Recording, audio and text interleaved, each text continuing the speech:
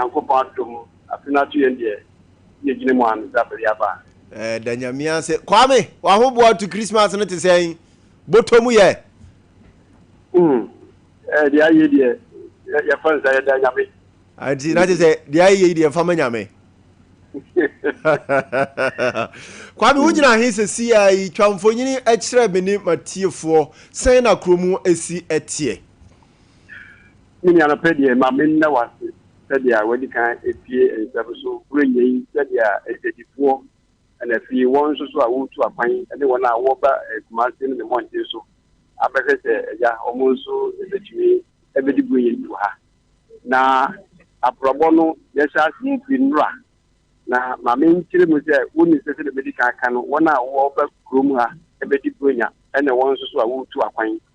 ana fi ededi so ahodo a ekoso ewo mpotem ahodo aliga ahodo mu nyam na wo hwese dia akwantuku a omu free ahadmo eko miamia ahodo re dia binya meka se ye wono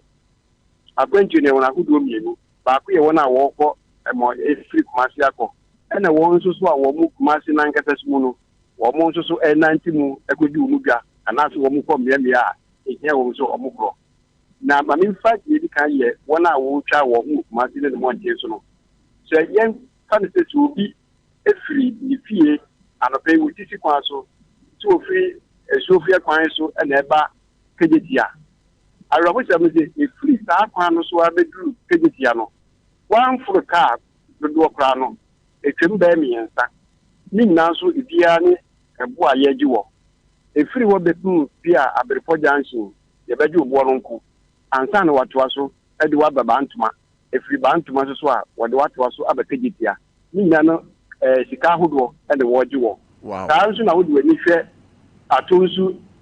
ene nkware bare so a edo nso saa na ekoso wo bedu baabi no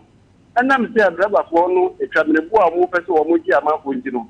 emma wo won ya wa ji se omo bekọ no wano enti se yede wo firi se de medical aka Ethiopia de yi yede wo firi bia esra so a yede wo baba bedu atonsu agogo station ho chinchina esi eja agogo ho na yakatu wo twa no ho no wa san tare ja ko wo fro muti fomu a no ten lodu blueway ene ne nkoroba na nso ode maba ansa na umedu kejetia no se de bedi kan aka no na etwamebo akodo miensa ene yaji won Kwame na je se meti wase a se ne wo kokrum na aka se wo kọ baby na wo nkuta sika bro lorry fe no so a untumi nkọ because wo kọ for the usual lorry fe dia wo beka kwan mu pepe ezanse sika wudnim se bia ka upa 20 Ghana wo de beko asan aba no wo beba no na wutia be 60 ansa na bia watu be be bia se wo kro I see na eno no ya ade a ekoso ewo within the Kumasi enclave no ade a ekoso wo horo no wuye nu firi ho a meka za kontufu a wo mu to afiri Kumasi akore de ya na emompesu na agbo apesu wo station ho eno ne de ebo ne de se gina ho ano no ni mo nipa dodo no na agba apesu ewo station ahodo okay wo hwe be bi se kwa na etwi station wa GPRT eho ne omo aso ekese ukoduru ho no ma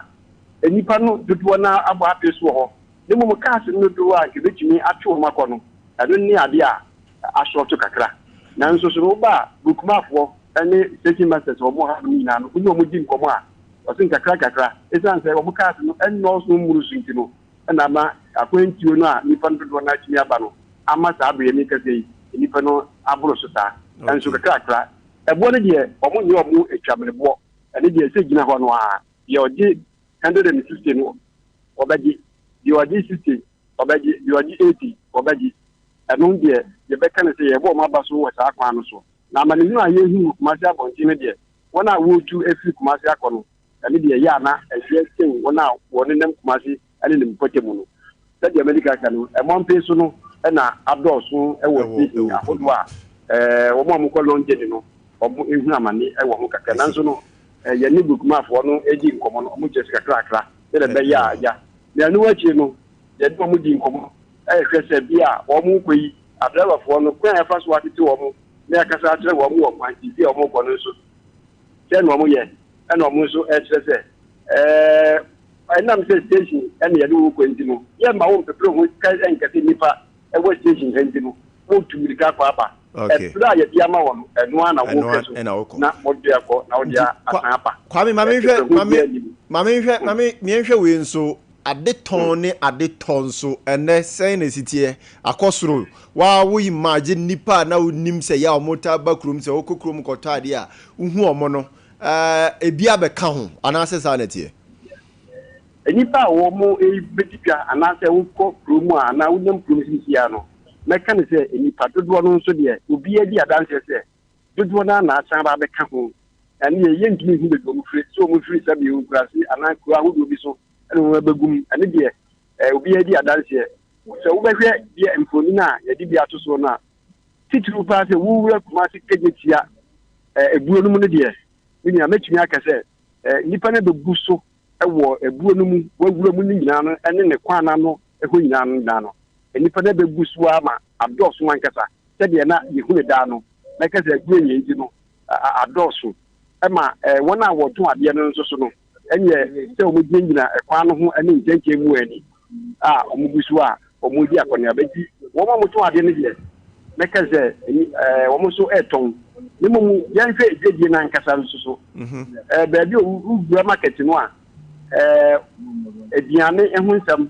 se bayire se bode wiye no fiwe mfuo mu die no ene wiye no fiwe a dodo na wo ho bayire de ebi wo ho afi bode nso so wo ho banke so e wo ho fu bi se adetonfo no a omo kire se ne to no akofom enka anyeye bayire de wi wo mo siesie ne tembe miensa nkukuru atam miensa no eno no de etute Ghana ana fi ebi nso so wodum aseye du ana ase nwotwe eno nso so 100 cedis but ne to no ana atiaba fom kura no a dodo na ntumi emma no mo ma meto enso so se omo tete ho a twen se atofo bepa wi bo hwe body se ya body no ebi wo ho wi esebi wo ho no a ana eduro no a ubetumi enya no bia be eji kwame sa ne ma ya wo boso no ebo na kosoro ana aba fam ebo ne de ye beka no se ye omo epegam kakra pi nanso emuro so se wona wo beto eji akopie no intimi ento mamisa misa we ni enkoya nim minim se ayese ni padodo na na beba krum eba sanso ani pabonefo nso ene beba ya wanhwe ya ye hwim we phone ye yi we sika ye ji we bag security presence no to say have you seen a police force or my by in case the Ashanti regional security council a deploy a police force or my gum sebe ya yebetumi anya safe market ne na sefo a cost wo hodoma na say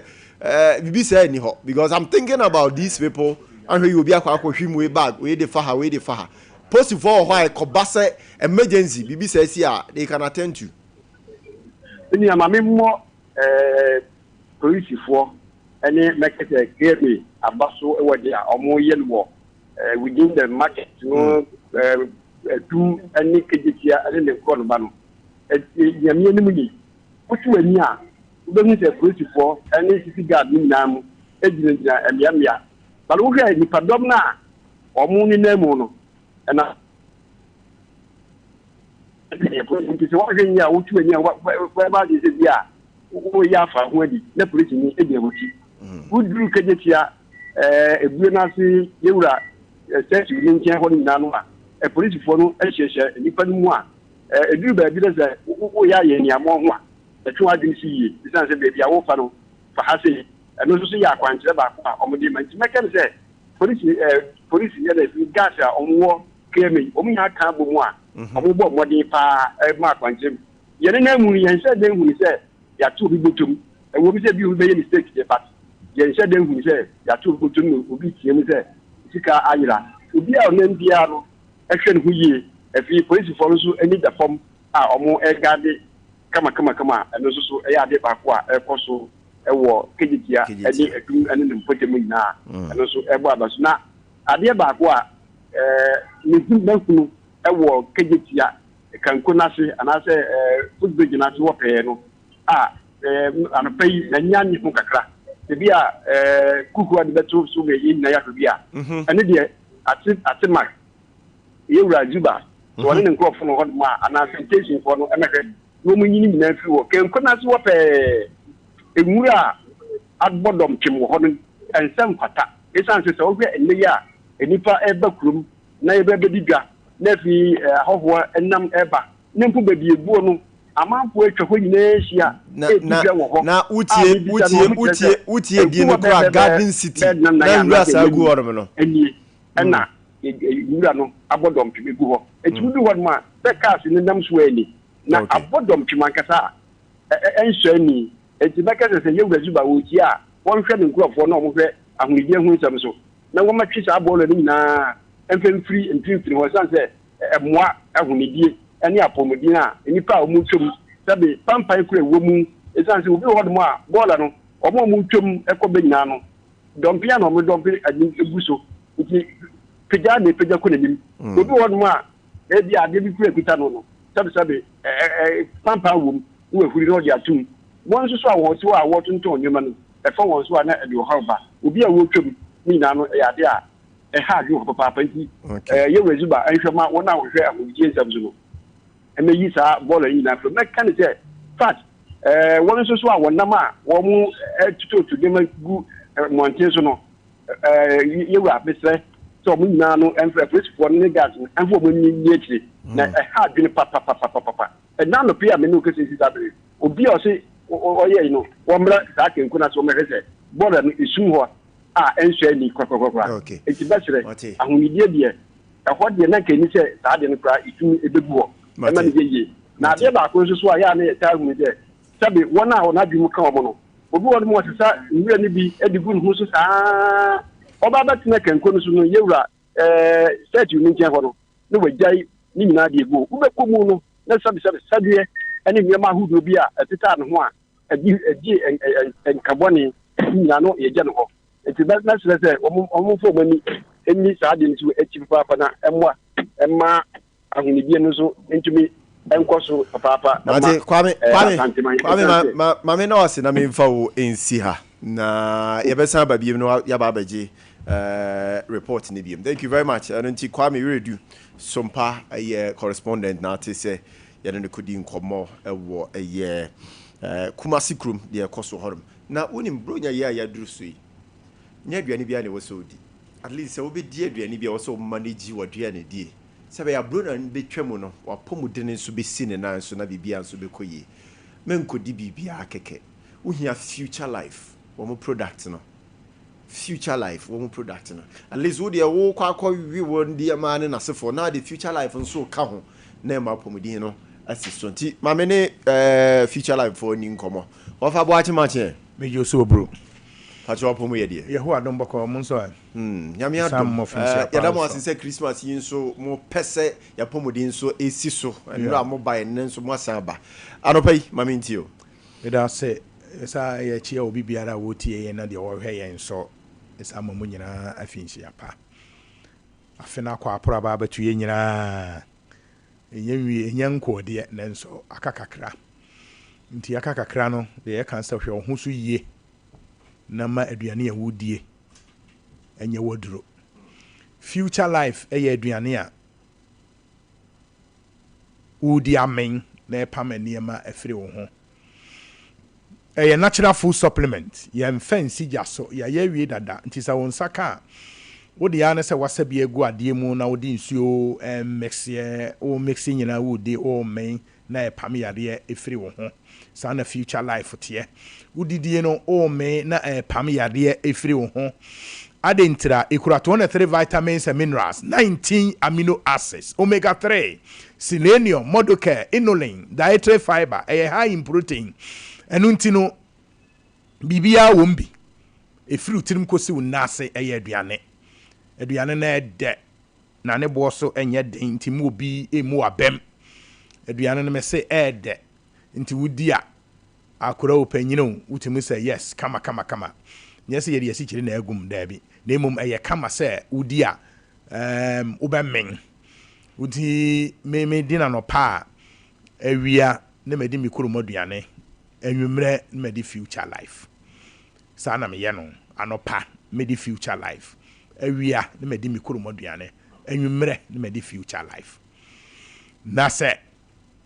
o koda na de ebeka ho asem no obi a na no so wanom no ye dudo no ye life tonic just say niema no eye nkwanko ho asem future life no aduane no fda ma ye kwase ye moyade bi adin na emum de minim ne se unim ba yere to ahye sa aben nti wodi ya ne se wodi ya ugi bia wodi edi emusa ho asem bia na na meka se bonus amede ma wo eye osisi okotodwe waposo nnuane bi wo ho a wodi kura emwa osisi okotodwe enkanka no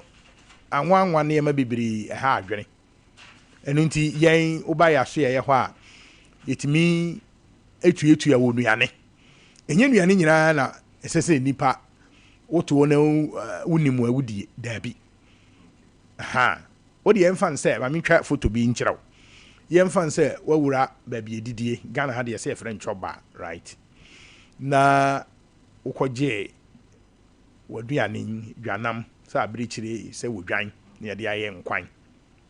uji bie no ye gusu amawo atena se na asa agye malt e de kan ho once no de wuta ehunu okodura wo mu ase wanye Coca-Cola Fanta oje malt yes se ni pay asa agye dwanam eni wo bedie na me kire wo se Japan fo nyini che edie ntira se wo didi na aduane ne ye de nkyen na ye ya onfa bibia esikyire ka ho enkofra nkyene no okay eni obonu musuo saa I see enti nka wogi fufuo no a ye de dwanam no aka ho ye de nkyene na ye meboa ane nti unsa nkoje moto ntoa so onkoje asikyire ade bia enso so biem enti o ye koro no a o belde yade bi wa ha na no de me meka yade din na emu de meka kyerɛ no se wodidi a na se wunya aduane no saa aya nkoje saa eniema no doko no emfa mfra no munsuo won say research ni bi kura say so pese wodidi a aya dika no munsuo minutes be ahead and sana yes enuane ni bi wo ha enei ahoden no nsa eni se wudi wuwie kura na onu munsuo guso a so obi so wi anu asa abo ice water tu bogu so na se wadwene yo se no na amia enuane mu ahoden bi nsu aduane na wudi na asa abo nsuo gu akwa hore ni nyina anya adwuma bia intino and I make for future life na me de amawo future life de na dua no nyese me tonti na me kan na emom no se ye kase ye mi ahoma yintum ne emfa nipa bia di bie o mu nka ho asem a ye beka aboa nkasa me aboa me ne mabusua eno na ma me kofa ba ya o nso ebeboa wo fisa me yere no kidney stones any ulcer hold online I see kidney stones ataye ma pa fi say ma mpensuo nom so mema wo mpensuo nom so wutimi nya bi but ma pa na taye yen o mu mpensuo nom ene na trouser aba no ahihye wo mu nti onyo nsokora I see to betima tena say betima tena me ka sem ne oba bi tena plane I think from Accra to Dubai 8 hours one sorry ba ko sorry anyo so dabi nso ni nipadua ni mu ana amtimi hunu nti sa kidney stones no a to no future life nko ala odi ye enso ni nyina akọ I see and we are making so ye wa foforo a wo mu ba ya wo say ni kidney e wo problem ene so ados wan kasa na kidney problem bia be ba na tse nipa na start with infection into infections e wo ya hankasa so wo frɛ mo correspondent de ogina no efi ha me se me koi uduru so amara na ba to a brana ba to ne ya chemmienu sese ye de nchense age ba bi nchense igu ba bi na fi pa ya pack egu ho no wo bu sa ho se we ye oman ya etimu ne ya ka borofo yi oman ya etimu ya ka borofo yi eni na yesi ye ne abie yi eni na tetefo no koro no mu nko school no na wo hu fi okuma sesa wo de obuso obi a wotene kuma se a ye wo na ha che me kan sem wey from se wo mu a ye nim from 1960s 70s echo 80s na wo si kuma say yes ene fi nko a enu ntiama yare no dɔɔso na me kan form out say didi yie buru nyanyi nuane bia na ese didi saa ye wo bi wo ha madam fu bi na mini no onu nya aduane on horo ne nsa yiso obi ansa adan wo se uwie no anya na bɛkɔ ani nti hohoro wo nsa yie na odidi yie future life aduane a yɛde ma wona repair no na meka ho asɛm no fi sɛ nei yenuanim bia sisi ne kotodwe ne na poso ye ne ya me kotwa scan me ye we yesisei me ye we yesisei na me kotodwe na ma poso ene yese kasa ne itwi ene giregire na wewe ene sei me de aduane na me de ma ho aduane ndi de repair wo ba bebusa repair food bebusa me de wo to so na wotwe repair no na obeka ho asɛm aduane if you say moduane nya woduro no woduro nya woduane future life ye was our life tonic dudo no enu ntia ya hodo me wo future life original me wo zero me wo high protein me wo repair me wo beauty enam kwa mu ba ena me wo life tonic enu na me kam from de amawo na say wo kwati sa nuane na wa ani bi buro nyan na wa ntobi ama me no papa no wadwene yo say emire kire nwan uku maame uku maame ya top to me mu so ba bia enti ba bia wo no wo hwe wo a wo hwe TV no so wo betime hunu number no wa frɛ ye be kyerɛ mo atobi me se ɛkyina ye beba memene dan so ye beba ɛna adwuada ekoro ye beba ɛkyina ye ukuada awurade ya adom na Yesu ama ye beba memene dan so ye beba adwuada nso ye beba ade ntira wapom dire hu hia ye nti wode uburo nya na wie no me de wa mene mi bibia no bra na beje future life akofie beje pomidene beje wa pomidene fa kɔ na yare ya o ma na ko school no ma wo mu bi he nkura no free school ba se na yakane no mu di nso nkuru nso ba na no mu di infections pa na eba yam for future life yes your number is 0246 01 another 01 50 0246 01 another 01 50 and a number for 0242 87 80 90 ya drop to me mu ba bia enkran agogo konongo ejoso kumawu afijase mampon akire nsu yasunwane oboase takwa eyinefa Cape Coast takorade freyen ne ma wunya bi na yare ya awrade nhyira mo nyina mo finshi apa obi anhwe ne ho si yie kopem 31st December ne yehia ya sade aseda ma awrade nkam baba era was future life for and out your man kan ho pomodene ho hia enu nti na future life ede aduane a ahoden egum ede ebrew ewo hodom ma memfa onto aso bi ne nkopie mo cement wo ma soye na yentie cement nkoma no pai wo mo de maye oba ma che ya me de we are fine ya me adom na nso good watches no so yi wo colors na kama Arobai Semens dem common na wode mai. Yo Semens Vital Herbal Mixture and capsules ni nyina a Pemsan group of companies. Ya na ye do pay abadox yemfa efisiapa ema yetiefo ene ahwefo panyina emobia efisiapa fisese ne da so tinkwam ahodi mo yade bia eni nipaduanim na bronya ide wa wonim sa gaina na yedidi Semens Vital Herbal Mixture and capsules ene a pre-care natural powder no eno a ena ye no nom ye no mama neto sisi ade ase e de free ye nipaduanim na prekese de wan kasa wonim se prekese no yifi bia e de free nipaduanim ye de aguma e free January e de aba bedo December braso ye ko di bronya ye ko di nnuane no e wo se free ne woni paduanim nyina epia bonten na won so bronya yi woni paduanim ada ho na aduane pa onso watumi e de bi wodi a ene se obeto Semens Vital Herbal Mixture ene capsules aga no na waje pre-care natural powder prekasa powder no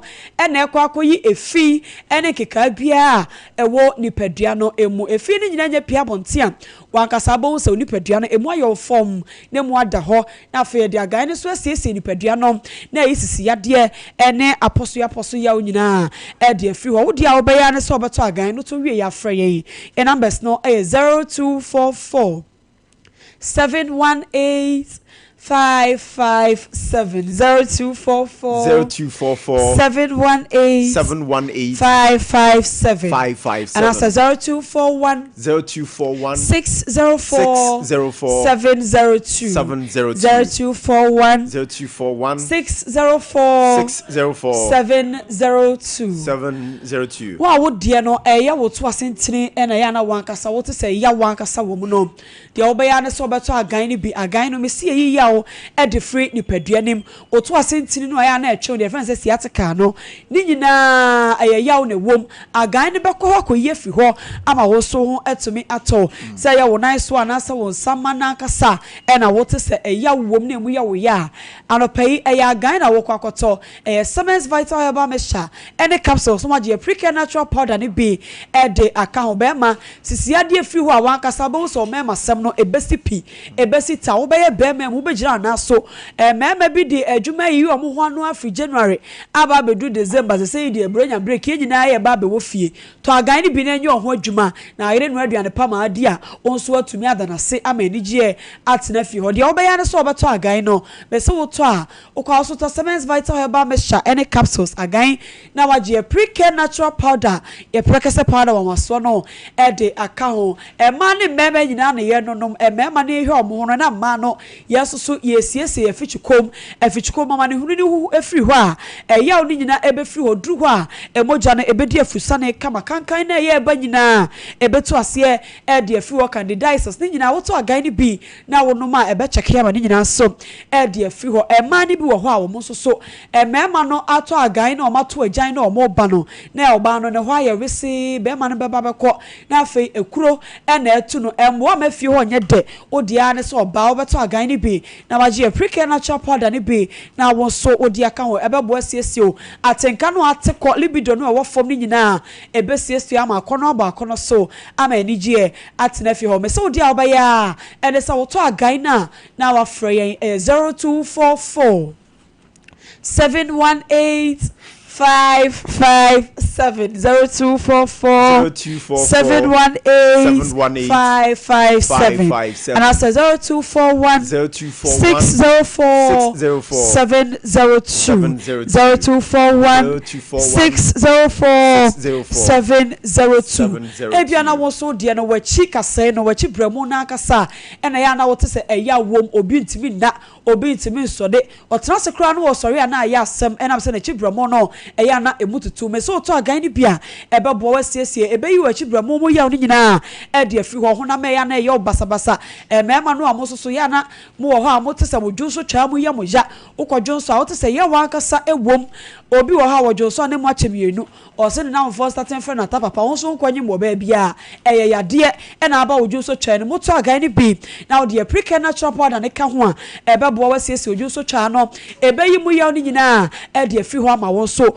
oho etumi atomo so amode no koko ewo mo so amukọ sabe ajanan so a na amukọ bo ayi aba na mmoja wo mu no ni nyina amoto agan ni bie besiesie mo ma ne meme nyina eyi ya o afinipadua ne ama wo so ho etumi ato yedro ya topete Ghana for na ba bia ewo ho ko herbal shop any pharmacy shop bia wo ko wo so wo to agan na waje pre natural powder ni bi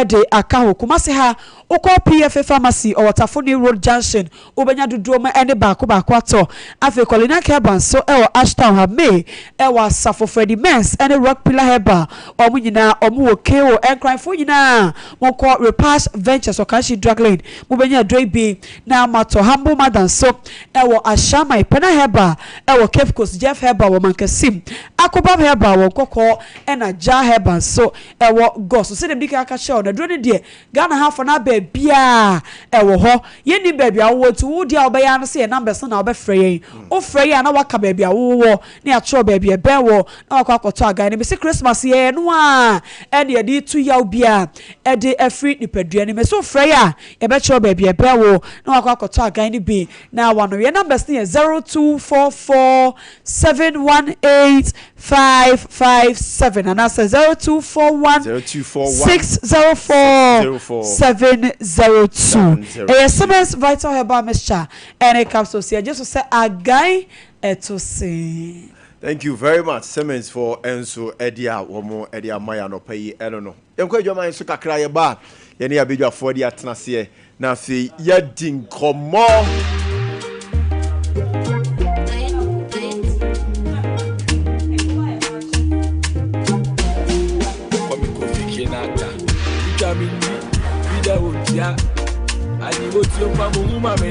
Aropai mame ma wonti ase se Sompa achede ebebaso pa runti on the 1st of January ya mame mo ya mo etie yen na mukunu afrimo on the 1st of January Sompa achede ye de ebremo runti Sompa branches ahoduo nyina ma se hanom Accra Takwa Techiman Nkranza Sunyane nyina be koso ewo ye hodum tiba bia wotemen kabia on the 1st of January oyo kuna fo nko ade a mebacho fo ni chire mu ewo Sompa branches ahoduo na kokoje wachede mebacho achede no nso yegusu a yeji tiba bia wo bia obetumi ede wo de aba omamu woje omamu wonhira chen oje ade ti fabra wai afi yemfa nche yemami mu It's Christmas, you only obi a modan omo omasemo mobo brane emfa sewe ne anigye enhye wo mo animo kakra emfa emma omo ewo hodom eno nti ma yenkopie mo sciatica expert ye 21st clinic wo mo aso ye na make am for the ama wo to ase ya etwetwe wo na ha wo no me pacho for ani ko kire mo ewo eye hodom ne mo a ne ntu ni nyina ase emfa emma Maminko na fi minkoma bidwafo atna se na yenhye yonkomo chichie no ase na no payi enkomo adapono so baako eye oral investigations are proceeding well attorney general nra or the etu dwa ewo hodom sanso na wuntumi eho ensensemi ya eno nso akwakoye P24 million Exim Bank loan fraud ehon ensensemo ho na ponso atutu bi e de ama ban se orinemu universities ahodo sisasasadi no enakwan mu wonso wadwenche wo ho eti saying OSP and so it deserve second chance NDC ye manyuko no na eka Mira Honorable Alidu former MC Asokori Mampong atena se ye hwe anim se Frank Utua champion so eba be pi mo hadom na fi ye didi enkomo mamenkoma Honorable Achi Honorable good morning. Good morning. Eba so bibia you find here Ye na se kese ene de be ma otwedi ampon se ene wasan de akye ye biu se moje di emu afusane na tekrema da abadwi mu yidie eye enase kese pa ene wo se de man ti se ne aba betena ha na eye usibo ne ntontom ne nase ena ye de be ma oba de menyame okay mate Mamen koma Frank Utua champion so achi wabedi atenase wabalit sisi anu ram Frank mache be ju so bruvenia bibia you find here obo de na dom kakra egu so fino abawiye yeah sure me jidi se obi biara onya abre adaje de etie jubadi bia ne be na se ne aka so mun to ko so no mun tie fi se omo adaje no omo bre na sabi ma ye nom so bi no ya kasa de tumi du akiri no mo de hu nkomo ya so ye beto akoso ne aka man ho sempa a kira adwene se de be ye man no be fa ne tuma ka afra ti me da se afisha panso very well meje wo so pa ti me din de Kwame Ejako no ti me ne Honorable Alidu and I feel so Mira Frank and idea atenase idin community join your Facebook live we betumi do adwen channel e de afa ho YouTube so fafa ho ye be kinkan e de ama ewo honum mame nko hyase mfamfiri eye Honorable Alidu ho Honorable ensem no eye 9 de hina apese o de be hyase na fi atifo nso ti o Kwame me da wase no na Uchuzo ambana kwa bada wabe obadi defend di but wa me answer na no ma mention say fifi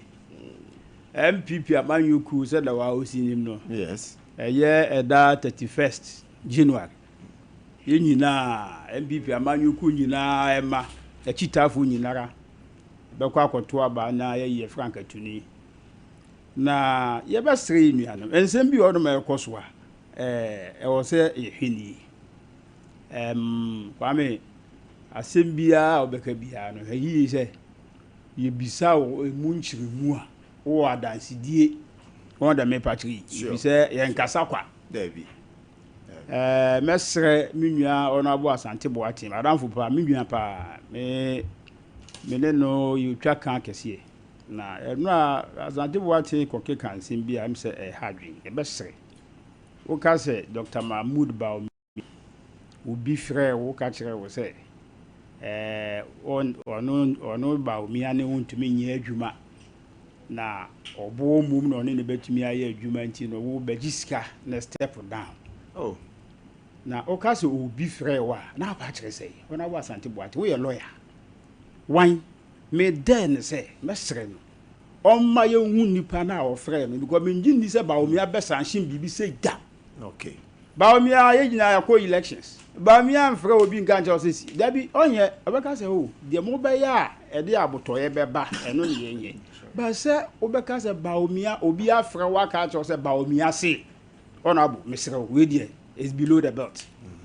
woyɛ lawyer ɛba yɛ ɔmfamra abɔnten me then because Baomi anka biribi saa I see. mesrɛ ɛbɛsrɛ baabi a yɛkɔ no ɛto nsɛm no ne munse basa ya won nsɛm bebre ka fa nkofo we hu NDC for it is a wo be a campaign ama o candidate so be fine ya nyina ewia ya be baba eti me ti hai me nkoka bibi ntwi candidate bi me Baomi na me ton okay ko de minim ne se Baomi na ye de ne kwa ebeboa ye because wa ko bida de onye bida na se ne so onye mehwe all right eti sana me ton ne ko me won sem bebre ka fa Dr. Baomi ho ba se me ka se wo be ba be ka se obi afro se bagi sika next step dabi Baomi anka hwe ona Baomi anka hwe mate ona bo ye ko ye common so men ko fifa sansi buimba kwame ye Ghana fo nyina koto sante ne eto aba ma NDC fo ye nyina Ghana fo wa me ma to amba ma mo de me to ma wo mo so da but Ghana for do Ghana for do 1982 me ma to ama wo okay kwame o sam kan ana meet you ba me to so kwame za mo mom na mo tutu bi da me bi me to ma Dr. Baomi MPP what I say okay but ye to wie na ye bobo anyi nyina no de betu dwa se nipa so mesi na adi nkunimu a obi agi tum ye nyina agi tum mo ba ye mo ba bet na akonya kese before say mo be ba mo tenchen mo toto bo ba park na so keka nsem bebre ora nyi nyina ne se enkrofo we MPP for ye wi asika twitwa abo ka say mo ora no mo beje be $21.1 million keka nsem bebre okay we yeah ni ehwe mo say okay because see kwame sebi my MC da hwe aban sika on yes enye ize say nipa na wo bobo boni din na we wiesika ono o betumi awi aban sika wi na sa enye izo so ensem bi ono ma me say me te yi na NDC ti akonya kese no so enye bibia na meka ho afa mo because menim say enye possible but the meaning so betumi ahede meka but no akonya no matna bi watna so da mutna so na mo koye ne ye ba ye ne ye koye na mo so mo ba ye but na say revolution bi ne ya na Ghana ha ma mo nkrofo kokko assemblies ne security installations pempam nkrofo nyina ne say akrofo no ye yi wo mo afi akonya no so as ya revolution eti ye twen say ora nsem na mo keka he no ye twen se ewe he mo famra is it not too early say you be bisa question kwame early ben they have 4 years ye tete abejana ne cha no to prosecute these kwame na sebe na okay ya tu oba mo bi 1 year enti oba ye di mra he e no tu justice chief justice ni tu officer da form okay o pepa so oba yank waye ibesi uso a keshe ni ma oba ya letter ba ko pedo omu issue ya Julius Ebra ya twem so mo de ne ba president odu na issue letter ba ko de ma Ghana mabunu se obi a ya fo adwuma bia ya mpam obi a park o ne ma no kofie ono omo letter ba ko pe and we IGP ono so kofie keka ye to bo chief justice we die ye be mana kofie court na afie hyehye intansani bebre ene be so amane ni nyina ne se ye mfa koti kwan so judicial coup d'etat ene the two chief justice you think so? Oh yeah, judicial. Why would you name quote it? Me Why would you name it judicial coup d'etat? Na petition na mo twere ko Kwame, when you actually, you actually petition say, Chief Justice now what you want, our leader of an arm of government, or no, too kind. Only Nukunu too kind, in TNT be that. Was it against the law? And I said, it wasn't against the law. Hi. It wasn't. Yes. Conditions of service or what I say, or Nini Papa Akube to me too kind. What you expect is a Chief Justice. A leader of arm of government to kwa no kwa sew must want that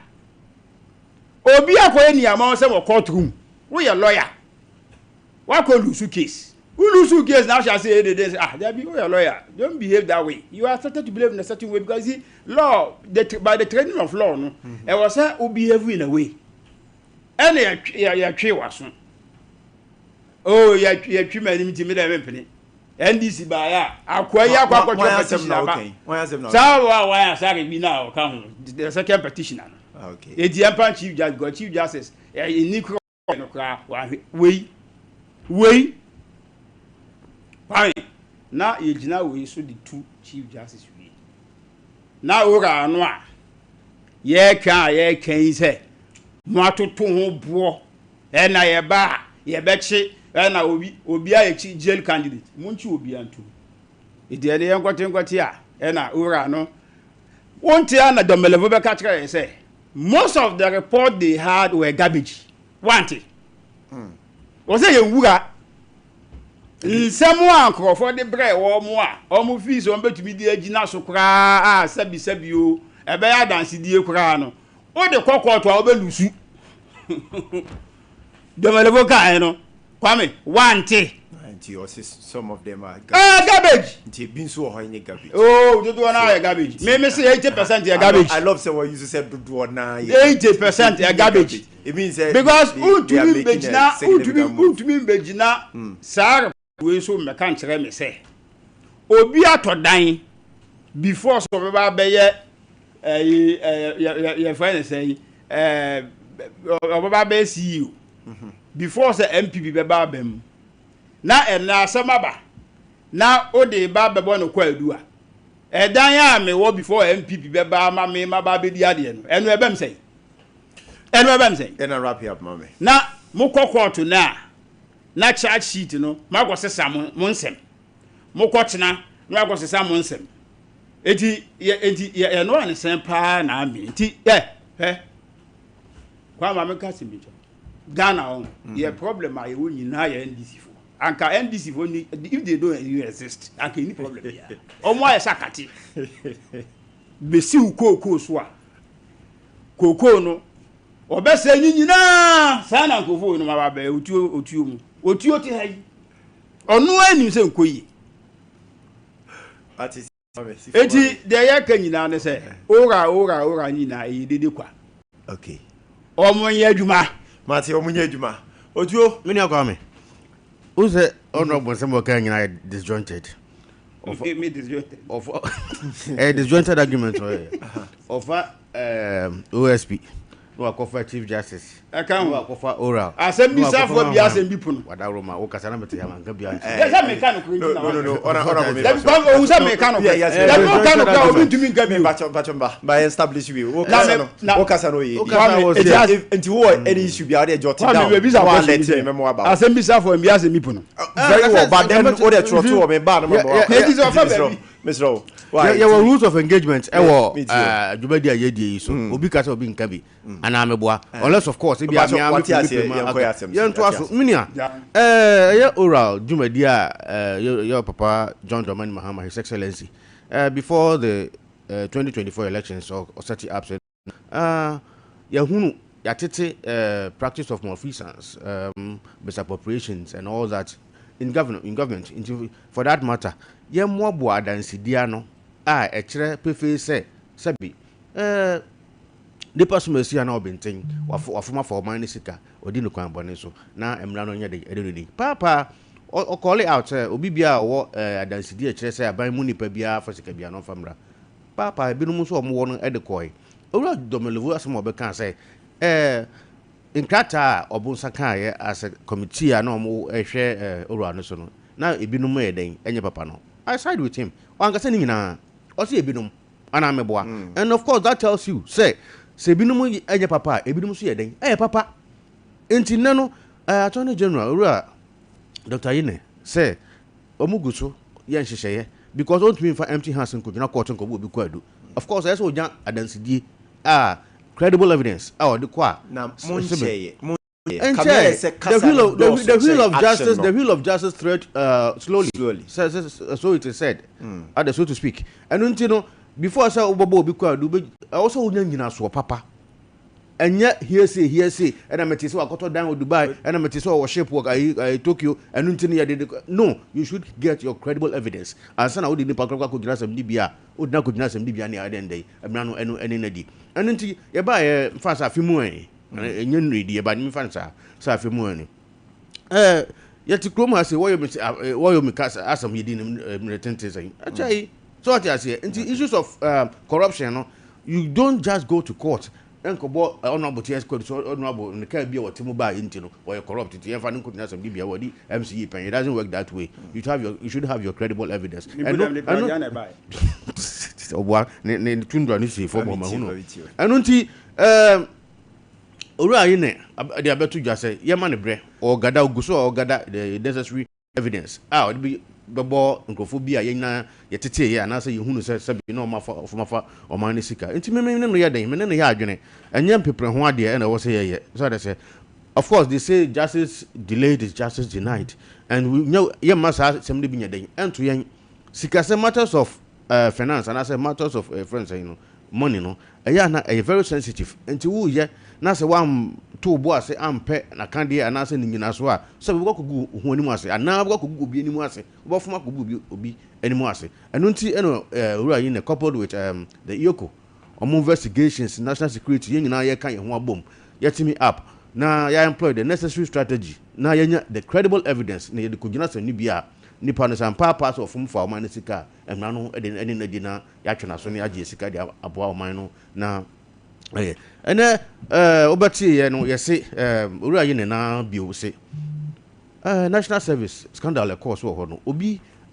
only upset nkobama ne 2 million what Ghana cedis and no reject here so no it doesn't work that way so what I say so afuma for Omanhene sika you hear the money in full yen fa onyina sandi bia ebubo wo yen sika nyina free ho so nti woni papa se sika ra wo fa na nye na wotu fa sikapa 22 good million Ghana cedis and crowd the quantity dey ma almost trillion and nipa ba akwa nko afa yenyam prove yes it's an alert of akwa it's an also nipa kro no of I meaning so what I say also nipa kro no of I say obama mu 21 million Ghana cedis so what I say and make at you can't degrade somebody like that now the dia betu just nipa say so to abamu and until the person Mr. Ghana for nyina say abotre ye nyina ye nto ye bo sika no de bi mu afom fa ye nyina ye ni tua bi atibi so bi mu fom fa sika no but Ghana no akoya say you scratch my back I scratch your back but we back power ye be kan we fa sika we boss microphone no musuma so no mo cover up ohuni agikakra we ne bo ame ne katamachi jika na hwete sam na aje akoda but this time round no owura John Dramani Mahama de ne o se on si so man sa no ham obi biara wafuma for Omanhene sika bia no sabi o ye no be fa emra kwan so ono any ministers kra no he's giving them that warning say mo bia nyan ho no afana set for an scapegoat because Ghana for any abre say ye hwe sika in the name of corruption ahwe o ma we ya megiri sen kebet me sik ma so kora foforo the entire ma so mo ka ho binti ono abuja ne ya fias mama wo so enu nti no minu ye kwame ade a adwuma dia no ekoso what dey ase nana minu honorable kekan sam ne bi toto ya mpia se intansa ya the boy my chief justice former chief justice and it wasn't credible papa frivolous committee of competent friend is saying people and you set it up in your friend saying suspicions and I say allegations no ekoma wo almost hwehwe mu nkrata asem bibia frame ameno manu be kamu de and it was established prima facie was established oja say mameno nyuma dia odi ye no and so because he who lives in a glass house does not throw stone. He who preaches equity must come with what? Clean hands. What I say? Una we the Chief Justice, one gun running na one hour down. And to cry then guys, say any central of whoever is an error. I will do by demo. I was saying how come clean. So now for bubo wa catch us so can cry me to ya. What be that? After for Sikana coding or Brochimemo, I kiss Beloli. Any allegation now because it's been established. It's been a credibility because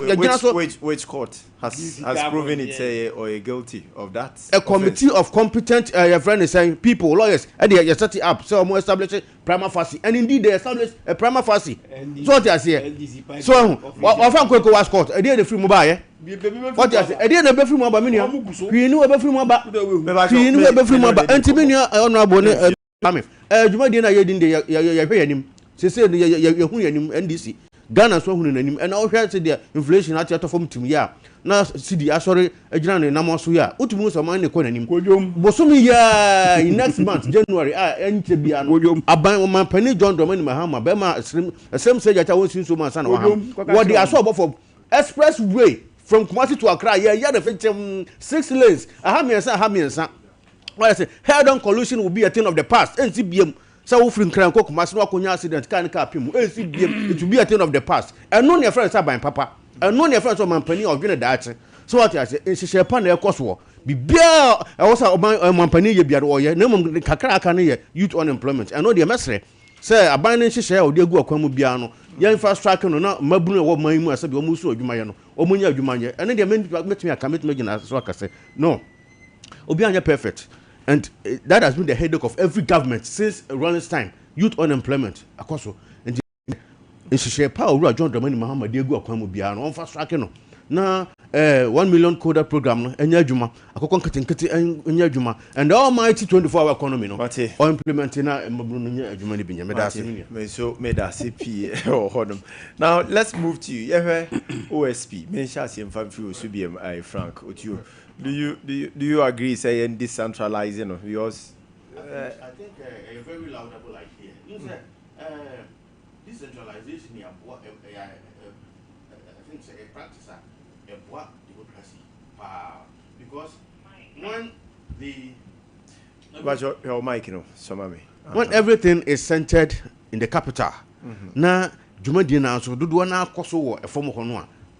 We don't get the feel of the office of the special prosecutor and you know, because a normal and commit me who know prosecutor a found one the other regions. And then how do we even report to the office of the prosecutor? But this has been my position ever since. Papa Nankasa was 200 there and can you free her. Now was of the view saying yes, scrapping the office of the special prosecutor. Now resources in budgetary allocations at the corner office. Young farmer Iyoko, any Shraj, any the Attorney General's office, young resources, one forensic lab, more expertise, and Omunimudi, our friend is saying the fight against corruption. By the president, independent body like said the special prosecutor. Why not independent of us? Why not independent? Special prosecutor or independent? One to about Obeto. And what shows that we're independent? Oh, but say what to about doesn't mean say we're independent. Because what we NDC know to about we're independent. Independent as in what? You choose to say what you want when you come on this set. And you're NDC natural the Obabeka. No, but I'm always tilted towards NDC. If you observe me, I'm always tilted towards NDC. So I say yes. And you know, your case will be independent. We say it verbally on paper or independent, but at the end of the day, no you might be a better. Your deeds will prove whether you are an independent person or not. So what I say, and for me, that was my position. Senka, Office of the Special Prosecutor, no. Over the years since its establishment, the Disika be brain akona so ye ho. So often need you my own fajiji sabisika ye ate na ye hunu say nkofobia fumafa if your mind coffers. But in the past 5 years or so, I didn't buy ye hunu he. One year simple crime. Meanwhile, Sika Kwan the corner say ho. Anunti men can come that was only more now say what you should I didn't know report how do they about said amount awaji amount of mind which me yi kakra na mama to amedwuma die so no kure but the many person make can say fine ka papa no say president no ho agim senka free there too early to say papa no free ho nti ye maintain the office of the special prosecutor ne dia nka papa na mu o there yi no free ho oh yes onye competent enough to man that outfit onye a friend is saying ono no free ho na from ra and then we should decentralize it at least say be you need enough resources no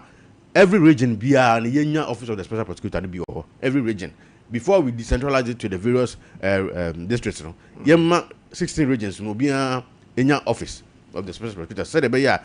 in the region no say jumadi be koso mamboyesem be koso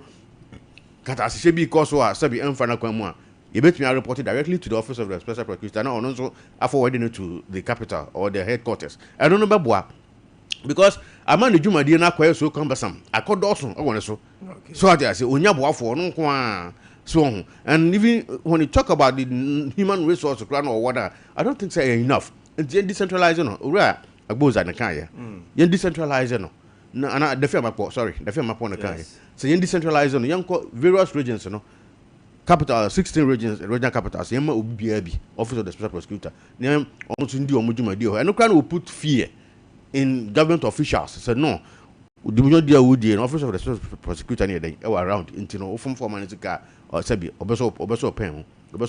into no already many the firm ya 100% decentralization there a bemwa na a friend say abayi so you we rolling squad spearhead and say the issue of decentralization or the district assemblies in United but NDC there na menia honorable can be said the problem of Ghana NDC eh one more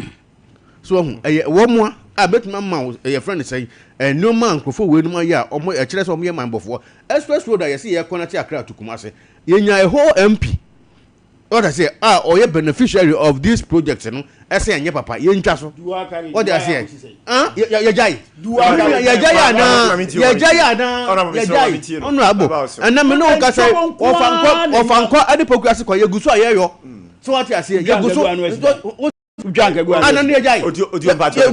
mami nya de gitu abi honorable de odi ye ni say rules no yo sa pe na say me kan the rules of engagement no me bisa question say wo kasa no nso etisim say ya pe wa me ma move me bisa say wo kasa no yo sa wo pe na me bo no mami simple answer me kan no kura say me oni say me kan no mami simple answer wo pe wan ko so e but so what I say sir owura ayi asenso Boakye tumi gina efa twirodua esi krata so e twiro ko mo mampani say wonyai sa expressway no to ankase wonyai wo so wonyai na on focus also wonyai no focus already also wonyai na wankase wonyai also wonyai we wie I think for the benefit of our listeners by implication asembo ho nipa nkan cho say bi uti we bia wa dwuni so but obetuma kakasa bi e dia fa ho wa trem no ti ase who presume says why not what man no akache president say wonyai no focus on your friend say dey cause okono me wa president nyai ofanko opokasi kwan oguso awoyo konongo bypass ogina so awoye osino ogina so awoye entina de hin ye nyai no ye beye express road no ama Ghana fo nya so fa so nipa de wu afi bia de ma kwan biem ama nipa ngu e wo kan kuma biem and rules of engagement in decentralized maybe ni problem ba me gas bi njo otuo be wi no konye wa ya na expressway asanso Boakye se de egusu ayeye no ye enko ba bia we no because dem wo ye be bibie no e kire se mo betumi awie expressway na mo kan we nso e wasanka bia mo da won di nyina kom ye wie no eno so bia kura bia ya se wie na akwa cost na nte job hwe se oye otra ba mu na mo hye sa adwumadi we ase ya fancy bia e be yi kwan na yi gates wie no mo the gravels eba o de ba boulders na edru ba bi na adwuma no e ka wa kwame o de ma 2 weeks and 3 weeks ne ko o be ka se ye nya hwe wo hoda eti on akwan ne ehun nnwuma no o hyase a e so wie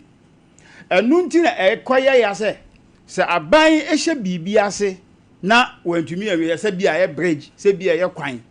na ube se time bia se ekwan we omuye o ye se omuye yes ye omuye na mom because of say eja e kire die nti no ekwan ne betumi asa akwanachi what am I about no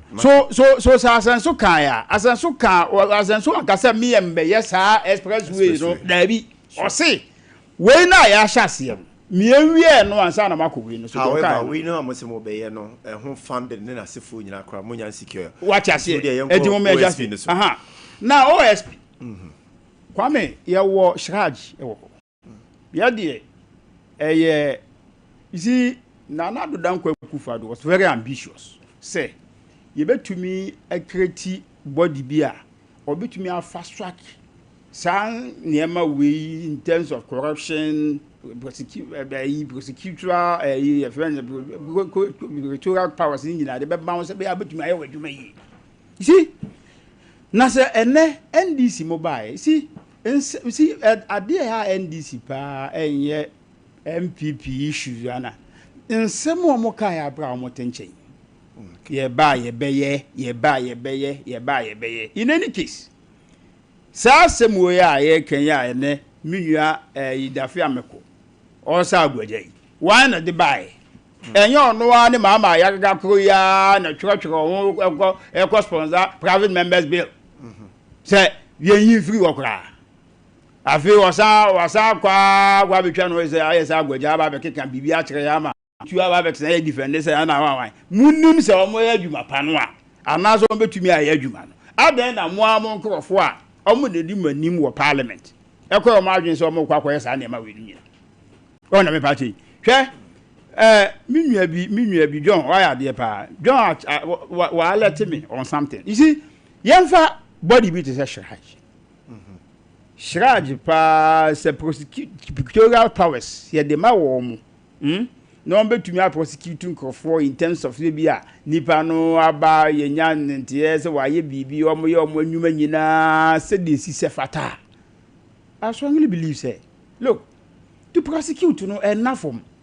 on da me pa kire no enti enye body bi no ma o de adwuma no o de bibi kwato na nimu a o se won yan hwehwemu no ofa ma tudua na e de biu on da me pa kire no enti se o tumi prosecute dia and the adwuma be about cost 90 but with the issues of OSP your man kwan so betumi aye on da me pa kire no enti se enamo maba na mo fi se bio enwuma omo we nyina no mo wo bibi e kafa ho a oh mo betumi aka but mo komanim kakra na ma sa ba ye hu ba bi ye nim ba bi a mugina se eko anase beka ho empo se bekwa a ye de me te hey me fa ho ne de obi aye so obi faculty kwanso di o mai ni sika ye fa no fa mbra kwaso wo da me pa che no but me ankoba se ye wo attorney general ye nyina Ghana ni bia ti ase article 19 there or say you are not guilty until proving guilty in a court of competent jurisdiction by a court of competent jurisdiction so say ene ye ba na one every day one too many na AG or be press conference no abon krofo din no abobo ma wasi nipa bi ato ye wi a ne ekokoto a na akwakobu aka omusimu a na eno ne ekoya na se bai ya senkrofo din ya kika nsem afa nkrofo abra o de kokoto a nya ye di akoni aba eti de aye kanyina ne say look and this before you are in government you should not behave as if you are still an to opposition because you see say o say obidian me ali do amete yes myself aban so say who obi ka fa me ho a fabra fa court so me do it a special prosecutor na call municipals metropolitan the district no yeah normal bibia wo fi se obeya ebeboa ama o man no sabi ekwan ankrofo befra so aye niema basa emoa no obese osi ano kwan obetumi aye but me ankoba say ye de ani asi obi so se nipa so masi de ye ba enti san kia ne ke ye mpa bibi mfa so wa abra wa oni so oni nyina so enti eno na ya de a e wo se NDC fo hwe ni pa because you see ubetumi aka betumi a level allegation na mum court wa ho and I suspect to say obekwa ko prove case na afi otiti uti ate mamen koya birthday si enwie na fi memra aka na po ani chama wuntumi de no and then again na Christmas, so if you have any message for your loved ones, I'll allow you to do that. Mamen koya happy birthday wishes you we happiest birthday to Mary Kwachiwa Anchi from Dani Youth Organizer NPP USA. To Mary, happy birthday. I mean, sure. And happy birthday also goes to you, Brian or Brempon Mensa of Brainy Academy, from your mom Valentina Atapini and Kakra, your aunties Sheila, Benny's, Kate, Grace, and Sylvia. And so I don't know. And this one to say is a special birthday to my lovely wife, Mrs. Valeria Akye Abia Wallace, Administrator, Malam Bridge Montessori School, from your husband, Mr. Frank Kobia. And happy birthday, Uncle for Emma Munina. Nyami Shamuna until anymore and share Munina our Now back to the studios. Now for Henry. Honorable Meshas in so over OSP. I can't say wound to me another put, but say Okanina boom swan kebe boame by some 5 minutes be. We are near by Christmas wishes. No OSP no Attorney General press conference as usual. You can't say more. Me kai say enrachi na Felix kwachi fusu. E de babo ntin say enra no. Attorney General e de simbi a yenti bi da e wo mayi mu e betudwa. Ti na ye expect say bete simbi a yenti da. But as usual, akwai bayi wuntumi kamia ojo mo wuntumi ntina mo ba power na wuntumi eti nyina ya wuntumi o hwe kwame sabi sika krabia ye nyina ya yenwuma bi oyo hoda seme alidu ameti hayi me ba je bosia o sika krabia enhihye ya ho was a midi me follow and son and mensakan. And where idea was a one no Sika Krabia na was or no say. Bibia was a minya and I made the ban sana mensaka de me babe pen no menya. But then Attorney General and Sama Nano or catcher, yes, I ever did the empty dano. Or become me and Jane no ranoa. Was you? To me, akwa jibu sebu or Exim Bank. Na we default eno sunti no ene ye kwhwe ye omo faulta yibi omo there is an alteration of invoice to mean say receipt eno sunti look, the Attorney General is gradually turning to be a gongon beater. I'm telling you, what the dede ya do so do da ben na Attorney General onu mom and as sabi you say obi the car or danka or no mom na danka and the Exim Bank no are they not there? Say issue biuba na sabi e wo say yempo nipa no aba baje bosia wontu ai bibi nti no wontu ai na Exim Bank won pay for hin no check Attorney General mom no make kansem nyomo bebre me tell am say enti wey na enu rechi mu ka kire yen say ye bete de yente da no enti that is to you know Exim Bank penny for na nka also mo due diligence exactly so they have questions to also answer. They have questions to answer. And I also say won to me aye kan asemi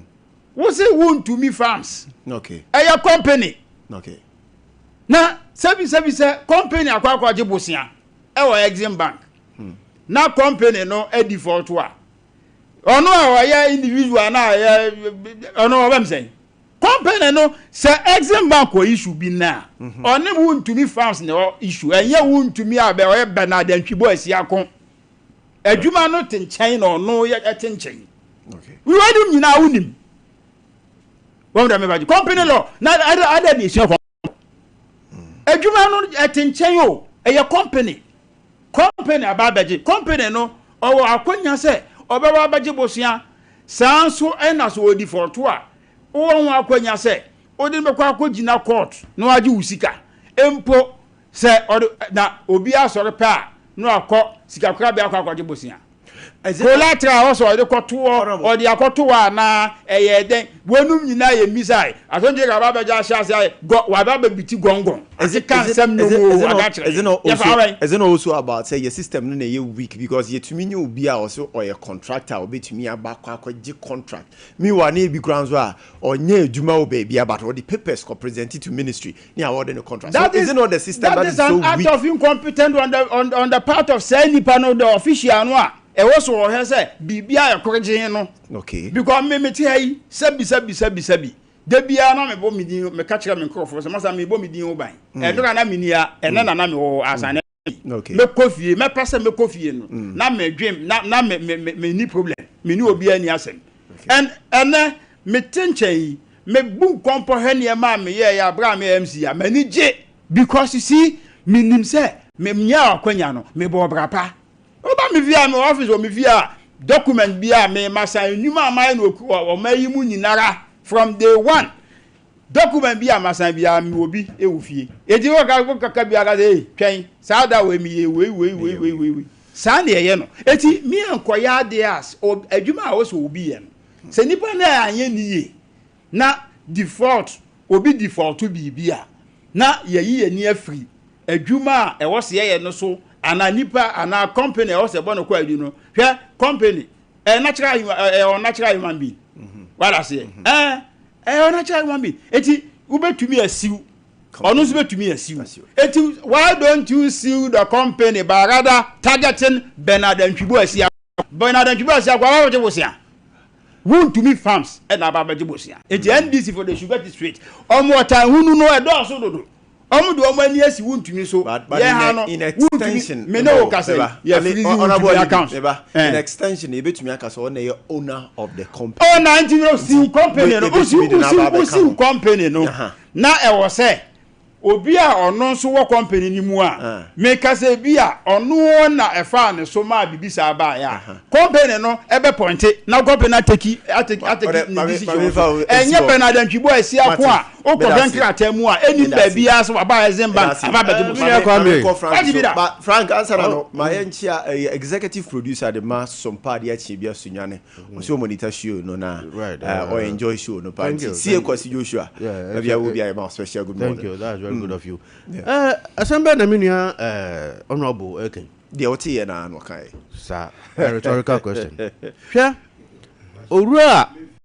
wuntumi eko exim bank is a state bank, it's a state institution. Attorney General oye oman nyina lawyer penny e ma ban so what you say go be honorable I think for the last time owura wuntumi eko exim bank say emabu na ewo asante mantem ha asare nkwanta enam agudie a ekoso ho galamse ekoso ho ntino ye pese ye jai agudie ne yo na mrantie ne yeden oye afuo na mrantie ne yeden enya adwuma ne bi ye enti exim bank emma no sika 24 million Ghana cedis no fa ni dwuma on fa no abrufuo eno ne na this ready a odikodan exim bank odikodan ho mo no no okay se sa na tie dia ye be ba behwe wasase ani wa hombo a wayo ansa na de sa dwuma sika ayeden ahye won sam na de dwuma na mabunu na sabi omune the center of weniti no wo pesa ye de sa sika ne ma wono wo de dwuma me na wo kasai mo ba omko hwe dinkrata mu a papa ya forge allegedly anamen kasa allegedly according to Owura Ayine asema wo kan kire say wa forge certificate kire say wa register the company wuntumi farms na say asari farms no a forged document and or the koye or present here. And almost here the Edisicano, the man. And even as at the time we call this Sankrata, some called down exim bank, the farm was not in existence, according to the reporter.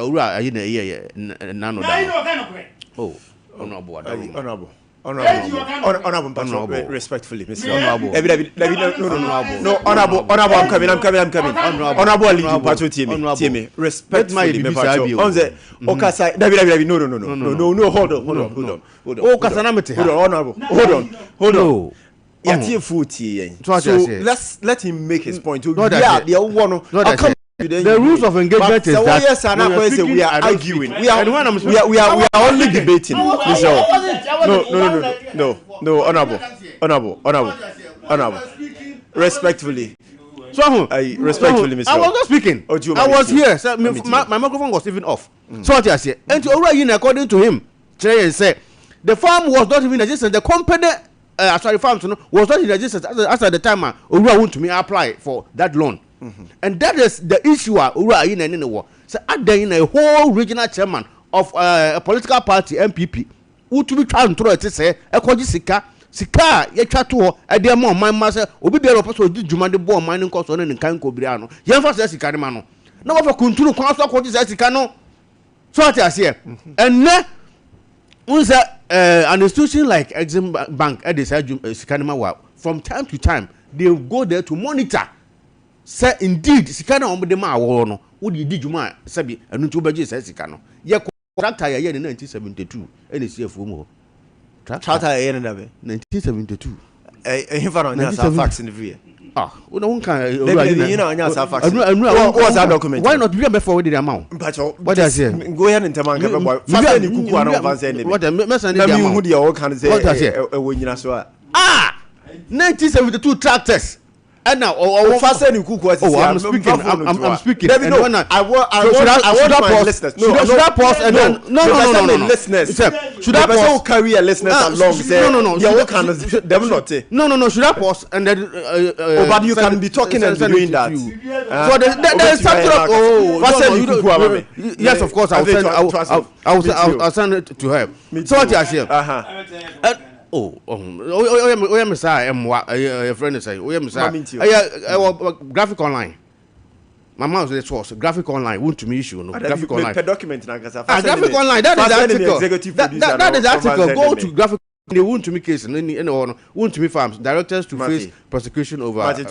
So what I say. So just go there and then observe. I've given you the source. So what I say. Tractors say in the 1970s and the CC form who any to be a form ho. So what I say. And no, I know who say David. This is a matter of concern. Your money can you demand so on phone could this you mediano. And no to know I wasn't a prosecutor. Me now know about beginner high say you need say your friend say a prosecutor and a company law. One. Over. Chronobia Chronobiano a chrono. Ultimate teaching man in Unisika 24 million Ghana cedis. Now on Fancoyesa, Mikako Brofo, employ youth no. Meanwhile, who go for what we knew. So that's what also the 100,000 acres as a Timantam and here 100,000 acres. Why are you sorry? Yeah, relax your muscles. What I say? Your Christmas, any Christmas wish you be ana. No, Christmas until jabbing. Adriana Busiano, Sumina. Nana Boakye mechia obi mo official panso e kira da ye friend is saying homecoming 6 asante dwabe na no 2-3 boys feel for obi amra ye nyina internase ye mfa kro no ho adwen so I say kru ba ko asante mantem ha okokru mu ho a hu anwea ba bia ye ta asphalt okay asante dwabe odi abra bra ho da ko na de mako mu da hotan asante dwabe so oda ho bibia ban se eye na otu board as no na when the madam mo o keka na makro ni ona ho ni se fi ni ko ni oda da kwa ku fado ase oda se ye dai so oda se asante jabe oda se be tia babusa fo sabe mama ne papa de wo firi mu nti ye be tia ye nuanom ye fo ase fo bibia wo hwe me bia Ghana fo nyina mamu nyina fi shepa mo bibia se mo nya de ho adagye mu brano mu tie yan mrekon ye kire ya dwen efa oman nkan ko ne mpuntu ho because sabe gyan ko na adwene wo yetrim ne mo me yakonya kakra na ya yenya if you for so sabe mo so wo what it takes they have the wisdom and come to between aba abetire o madwene ba che akonya na ya nya no nti ye besere o ne beda o mo so ase nya mo bia official pa 2025 kwa wie ya ko 2026 obi anfa dwene pa obi anfa koma pa enwura 2026 ma me ye mo obi official pa ne kai ho so se MPP amanyoku me de official pa de me de ama ba na me ka Ghana for se MPP amanyoku e ba de she pa bebre bai ene Ghana ne ma pi onu ma se ye bo a ye be attribute to MPP what I say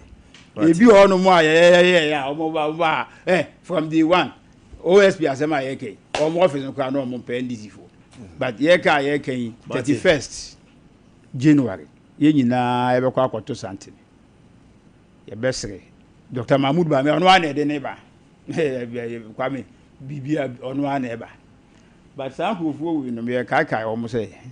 de hia nyina ne say je ye twen ene say 31st no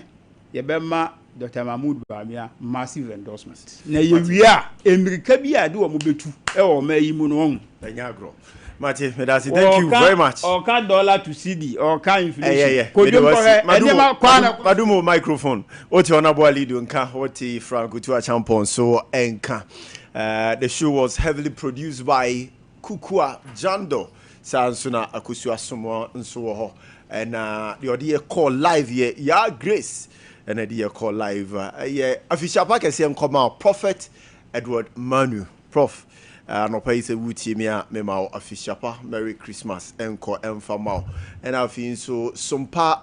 crew ya mo Kumasi ha nyina mo ye dwuma fi ahomache kopem se ade be che no nyina me ma nyina official pa Sompa sunyane me chiamo Sompa affiliate ni branches ni nyina ye ma nyina nso official pa wo hon men then again official pa nkoma me krum for kwa me dan so for ane Hamdan so for muti me pa o hon me ma munyina afishia pa mame adwoa nso osunyane nso se o monitor show no ya ma munyina afishia pa. Thank you very much for being a part of the show. God bless you. Ampa dafo fro e brefo fro e besan hia next year na obesati ye nka biem ni nyina ne se ye nyina nso ye kwaje ahome kakra ye kosra busuafo na ye de odo abodomu na Christmas na tumi akoso ewo honum. So thank you very much. Nyame maye nyina hoden ne nkwa na next year